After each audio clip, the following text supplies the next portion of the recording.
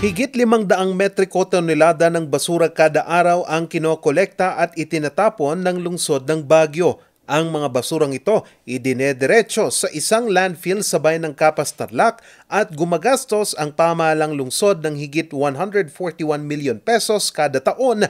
Maitapon lang ang mga ito.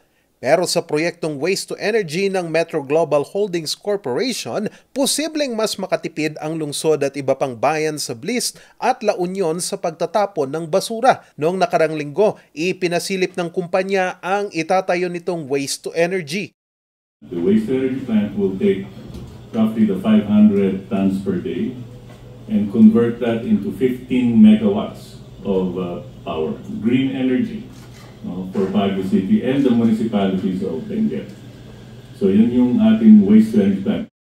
Ang mga basura gigilingin gamit ang state-of-the-art shredder at saka ito isesegregate. Pagkatapos magiling ang mga basura, magiging panggatong para mapagana ang turbines na gagawa ng kuryente. Pagtitiyak ng kumpanya, tanging steam o singaw lamang ang ilalabas ng planta.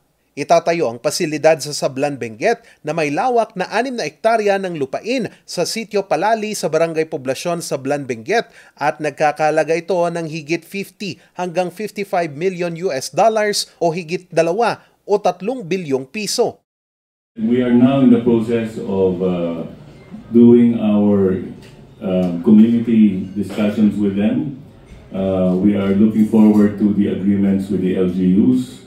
And of course, the very first thing that we want to take care of are all the environment and national permits.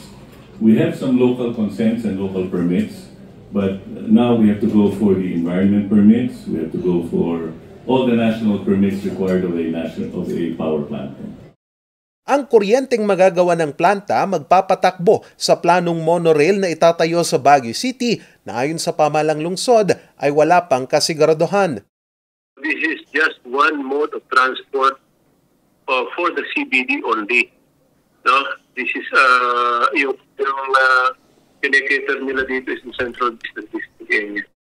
Ang proyekto rin malaking tulong sa iba pang kalapit na bayan gaya ng Tuba na gumagastos ng higit 1.8 million pesos kada taon. Maitapon lang ang basura sa Capas, Tarlac.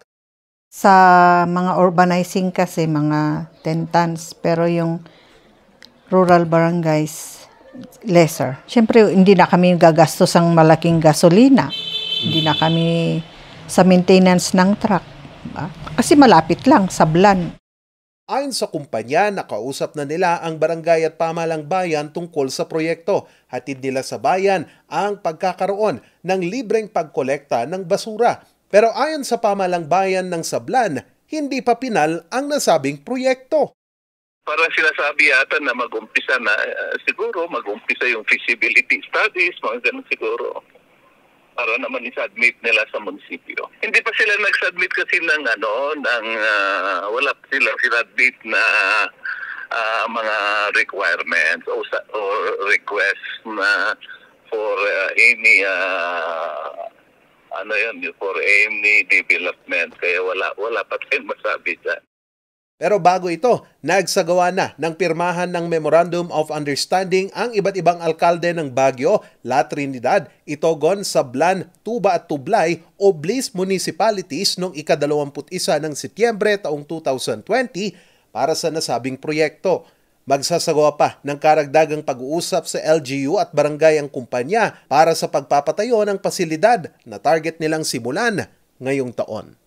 Charles Nicolimon para sa Luzon Headlines.